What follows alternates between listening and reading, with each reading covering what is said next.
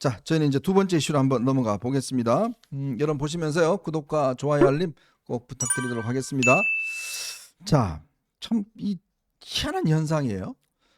이게 지금 윤석열 대통령을 옹호하고 지지하기 위한 시위가 이제 한남동에서 또 서부지법 앞에서 또 지금 정광훈 목사를 중심으로 한 집회가 이제 광화문에서 열리고 있고, 최근에는 세이브 코리아라는 단체가 또 이제 지금 여의도에서 열리고 있고. 네. 근데 무슨 일이 있었던 겁니까? 그러니까요. 지금 서부지법 이달 19일 새벽 3시부터 한 두세 시간이죠. 그때 폭력 난동 사태 이후에 이른바 그 한남동 그 관저 앞에서 탄핵 반대 시위, 또 광화문에서 탄핵 반대 시위를 해오던 세력 내에서 좀 균열 조짐이 벌어지고 있습니다. 균열 조짐이 벌어지고 있는데, 일단 이제 기독교 내에 그거를 보면요. 지금 뭐 그 정광훈 저 목사 쪽 거기에 또 뭐 중간 리더격인 뭐 그 신의 한수의 신혜식 씨가 신혜식 씨가 본인의 유튜브에서 한 목사가 정광훈 목사에게 뭐 개 XX다, 뭐 너 이제 뭐 어떻게 된다, 뭐 하면서 아주 강한 그런 저 문자를 쪽지를 뭐 보냈다 그런 건데. 네. 거기서 얘기하는 그 정광훈 목사에게 쪽지를 보냈다는 목사는요, 손현보 목사라는 분이에요. 손현보 목사. 네, 이분은 부산에서 세 번째로 큰 뭐 세계로 교회라는 데가 있답니다. 네. 거기 이제 담임 목사인데, 이게 어떻게 됐냐면 작년 10월 27일에 작년 10월 27일에 광화문에서 뭐 200만 뭐 무슨 모였다라고 하는데, 실제 모인 거는 뭐 그때 두 개 열렸어요, 집회가. 한 4, 50만 모였다는데, 그러니까 광화문 역사상 가장 그 인원이 많이 맞아요. 동원된 건데, 그때 그 집회 명칭이 뭐냐면 12.7 큰 기도회, 뭐 큰 기도회였는데, 이걸 그때 주도한 분들이 누구냐면 사랑교회 오정현 목사 있잖아요. 사랑교회 오정현 목사가 이제 그 좌정 역할을 하고, 그 부산의 손현보 목사가 집행위원장 역할을 했대요. 근데 이 집회에는 정광훈 목사는 전혀 등장 안 합니다. 근데 전혀 등장 안 하는데, 제가 좀 취재를 해봤더니 정광훈 목사는 내가 원래 광화문에서 계속 쭉 집회를 해오지 않았느냐. 그러니까 나에게 뭐 어떤 일종의 뭐 그런 기득권 비슷한 게 있지 않느냐. 그러니까 당신네들이 기존에 내가 하던 거에 같이 합류하는 식으로 하면 되지 않겠느냐 했는데, 이제 기독교 내에서는 사실상 정광훈 목사가 만든 그 교단 이런 것들을 제대로 평가를 안 해주거든요. 그렇죠. 거의 이단 취급하거든요. 그러니까 우리는 기독교의 주류다, 본류다. 그러니까 어떻게 우리가 그럴 수 있느냐 해갖고 이 기도회를 정광훈 목사하고 무관하게 별도로 했는데 한 4, 50만 모인 거예요. 그리고 끝났어요. 그러니까 정광훈 목사는 그 당시에 이 집회에 대해서 기분이 굉장히 나빴던 거죠. 제가 기억하기로 그때 이 광화문 뭡니까, 원래 이제 정광훈 목사 하는 집회가 있었고, 시청 앞에서 그 집회가 있었어요. 맞아요. 그래갖고 앰프를 서로 반대 방향 놔두고 어마어마하게 앰프를 막 쏴대니까 아주 난리가 났어요 그때. 맞아요. 근데 이쪽이 더 많이 모였던 거예요. 이쪽이. 그러니까 이제 근데 용산 당시 대통령실에서는 그 기도회 이쪽에 좀 더 이제 뭔가 좀 마음이 또 있었나 봐요. 그러니까 그때 그 기도회가 있은 직후에 정광훈 목사가 본인의 유튜브에서 윤 대통령에 대해서도 약간 좀 험한 소리를 합니다. 그쪽하고 잘해봐라. 그쪽하고 잘해봐라. 뭐 우리가 나중에 뭐 우리한테 뭐 괜히 나중에 또 도와달라 뭐 이런 소리 하지 마라. 좀 험한 소리를 해요. 뭐 그런 상황에서 이제 작년에 이제 12월 3일에 계엄이 터졌고, 정광훈 목사는 늘 하듯이 이제 그거를 했는데, 이분들이 그래서 그 세이브 코리아라고 하는 이름을 만들고, 그때 그 기도회 했던 그 세력들이 그대로 세이브 코리아로 이제 이전을 한 거고, 이 대표 선수가 오정현 목사에서 이제 손현보 목사로 바뀐 거예요. 그래서 이분들은 여의도에서 하고 있어요. 일부 기사에는 함께 하다가 광화문파와 여의도파로 갈렸다라는데, 그게 아니고 이분들은 원래 정광훈 목사 쪽과 같이 공동 집회를 한 적이 없어요. 그 여의도 쪽에서 했어요. 그 전한길 씨가 나간 게 그 집회죠? 전한길 씨가 나간 게 어. 그쪽이에요. 네. 거기에 뭐 윤상현 의원, 조배석 의원도 나가서 마이크 잡고 뭐 또 스피치를 했어요. 그런데 이런 상황에서 이제 서부지법 그 난동 그게 터진 거 아니에요. 네. 근데 이제 이 양쪽 집회가 광화문 여의도 양쪽 집회가 내걸고 있는 그 주장이나 슬로건 보면 비슷해요. 대통령 탄핵 기각돼도 돌아와야 된다. 근데 부정선거 의혹은 그 밝혀져야 된다. 근데 강도는 이제 정광훈 목사 쪽이 세죠. 네. 예.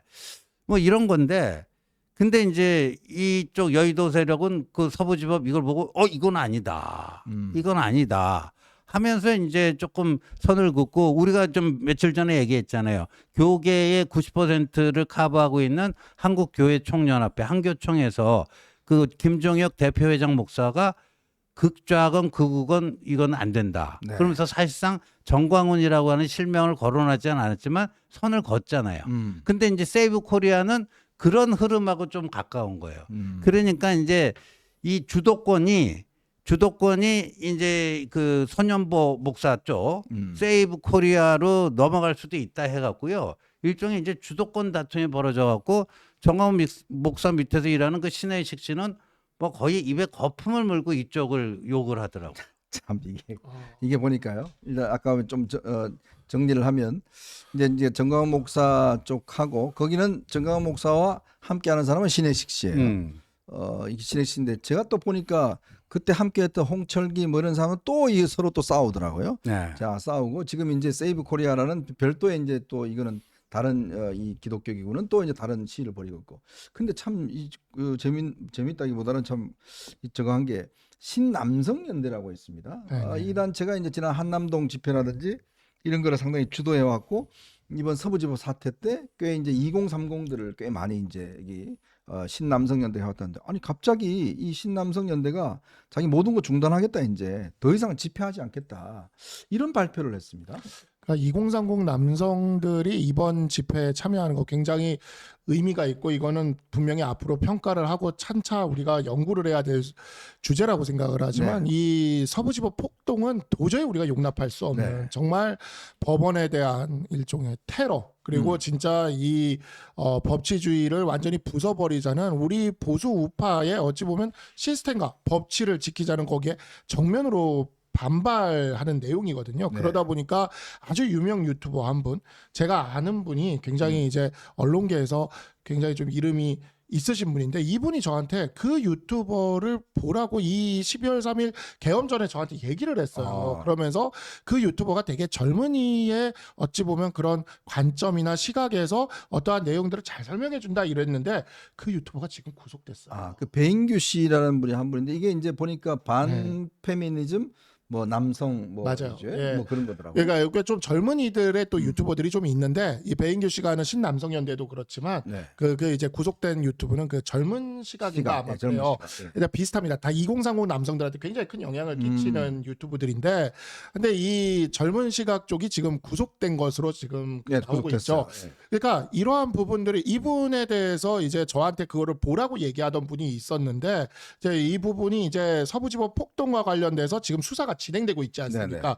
배우가 누군지까지 파고 들어가겠다는 거예요. 지금 그러한 부분들이 이제 들어가게 되면 2030 남성들의 배우에 영향을 끼친 유튜브들 이러한 부분들이 이제 들어가게 될 것이고 그 범위에서 아마 조금 그 사정권 안에 들어간다라는 생각이 있는 분들이 지금 이제 조금 조심하는 상황이지 않을까라고 생각이 드는데 이 부분은 정말 우리 그 보수 정치권이 확실히 선을 긋고 가야 된다. 그리고 법원에게도 그 선을 긋는 모습을 확실히 보여줘야 된다.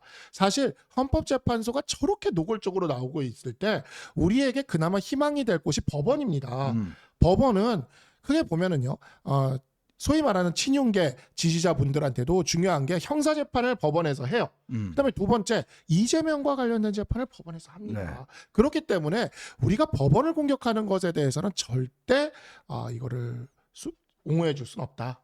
이 부분에 있어서는 그렇게까지 상황이 격화된 것에 대해 책임이 있는 분들은 책임을 지는 쪽으로 갈 수밖에 없다라고 생각합니다. 근데 왜 이들이 이렇게 갈라졌습니까?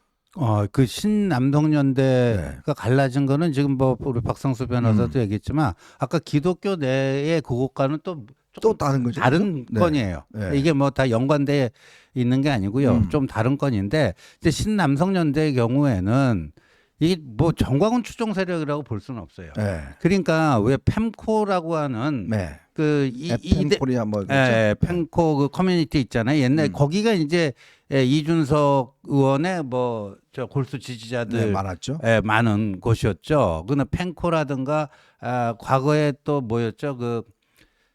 과거에 그 유명한 일간 베스트, 네, 일간 베스트. 일베 뭐 이런 데가 이제 주축이 돼가지고 거기서 뭐 이제 생겨 나온 게 그런 흐름에서 생겨 나온 게 이제 신남성연대고 그런데 이분들은 원래 정광훈 추종자는 아니에요. 네. 그런데 거기에 이제 그 탄핵 반대 집회에 합류를 해서 하나의 흐름을 이룬 거죠. 네. 이게 이뤘는데 근데 집회를 다 주도하고 뭐 하고 하는 거는 정광훈 쪽이에요. 그러니까 본인들이 고생하는 만큼 본인들이 어떤 뭐 나름대로 존재감을 드러내거나 뭐 집회에서 마이크 잡고 뭐 하거나 이런 기회는 별로 없었단 말이에요. 예. 그래서 어떤 그 집회에 가본 사람들이 과거에 비해서 2030이 많이 늘어서 놀랐다. 네. 근데 그 2030이 오해하면 안 된다. 정광훈 추종자가 아니다. 근데 그 네. 얘기가 정확했던 거예요. 아. 그 사람들은 정광훈 목사가 마이크 잡고 뭐 해도 박수 안 친다는 거예요. 자, 정광훈 목사가 성스러운 말씀을 해주시겠습니다. 박수 안 친다는 거죠. 뭐 정광훈 넌 뭐냐 이런 건데 그래서 그 정광훈 집회도 큰 대접을 못 받고 그냥 어떻게 보면 장식물 취급받았잖아요. 네. 2030도 같이 와서 뭘 한다. 그런데 서부지법 이렇게 되면서 잘못하면 여기가 그 폭력 난동에 마치 무슨 규모자 비슷하게 규모자 비슷하게 몰릴 수가 있잖아요. 그래서 그날 그 폭력 그 사태가 있던 그 다음 날인가요? 신남성연대 그 배인규 네. 그분이 뭐 대표죠? 네. 막 눈물로 호소했잖아요. 그러니까요. 그 영상 중계 방송했던 내리라고. 거 그거 다 내려달라. 왜냐면 우리가 바로 우리 그 저 쇠고령 차고 형사처벌 받을 수 있는 그 생생한 증거 아니냐. 그러니까 이제 발을 좀 빼려고 하는 거죠.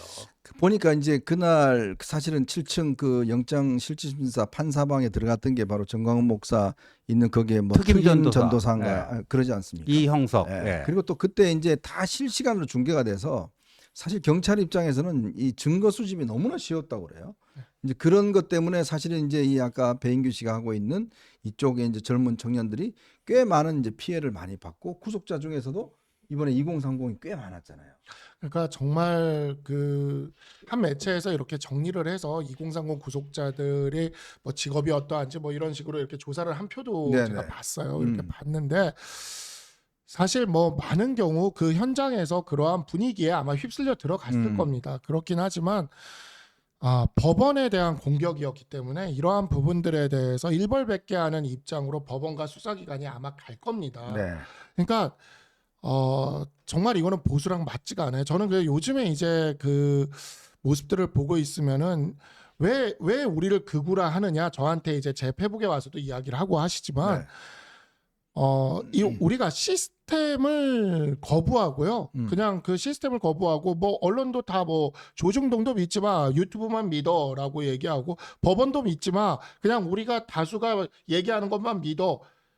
이게 바로 전형적인 그 시스템과 보수를 무너뜨리려는 네. 혁명 세력들이 하는 이야기예요.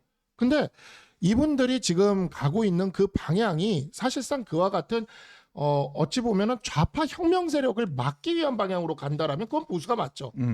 근데 뭔가 우파를 목적으로 하면서 혁명을 하겠다고 얘기를 하면 그것도 우파 혁명 세력으로서의 극우라고 얘기할 수가 있는 겁니다. 근데 그 부분은 우리 제도권을 지향하는 보수가 가는 길이라고 볼 수는 좀 없기 때문에 이러한 부분에 있어서 이제 좀 자제를 해야 되고, 제가 신재호 의원님 말씀 들어보니까 그래도 이제 그 세이브 코리아 쪽은 조금은 이렇게 우리 시스템 보수 이거의 본질에 조금 이제 다시 돌아오는 약간의 이성을 되찾는 그런 모습인 것 같아서 그나마 좀 다행이구나. 이게 진짜 이건 무슨 무정부주의나 혁명을 하자는 것도 아닌데 지금 혁명 세력이 나타나고 있는 거라서 이러한 부분들에 대해서는 조금 이제 우리가 좀 자제하면서 민주당과 이재명 집단을 막기 위해 노력해야 된다고 생각합니다. 그리고 한 가지만 덧붙이면 이제 여의도파, 광원파 이제 언론에서 그렇게 네이밍이 돼서 그런데 또 향후 이제 이 정치 일정에 있어서 굉장히 그 또 갈라질 수 있는 분열 글쎄요? 요인이 있어요. 네, 맞아요. 뭐냐면 이제 광화문파는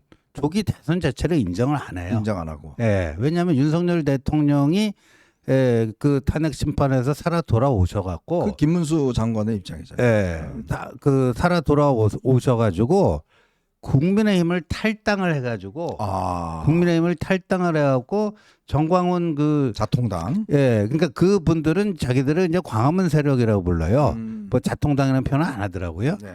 예, 그러니까 그 정광훈의 자통당 세력과 이제 아. 결합을 해서 국민의힘을 딱 제압을 해갖고 보수를 재편을 해야 된다. 네. 이게 굉장히 중요한 건데 네.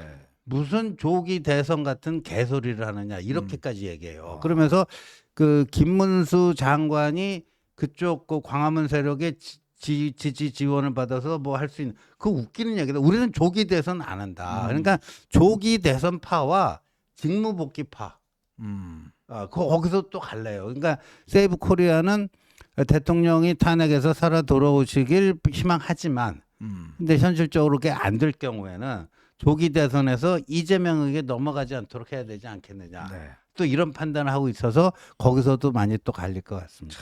복잡합니다, 진짜. 참 간단치가 않네요. 참 그래서 이게 참 서로 뭐 입장은 뭐 다른 건 이해하겠습니다만은 근데 이게 참 또 뭐 뭔가 이게 이익 관계, 세력 관계 이거를 인해서 또 금방 또 뭐 얼마 안 잊어서 이게 또 서로 간에 참 분열이 시작하는 그런 모습을 보니까 참 안타깝기도 한 것 같습니다. 자, 저희는 이제 다음 이슈로 한번 넘어가 보겠습니다. 여러분 보시면서요 구독과 좋아요 알림 꼭 부탁드리도록 하겠습니다. 자,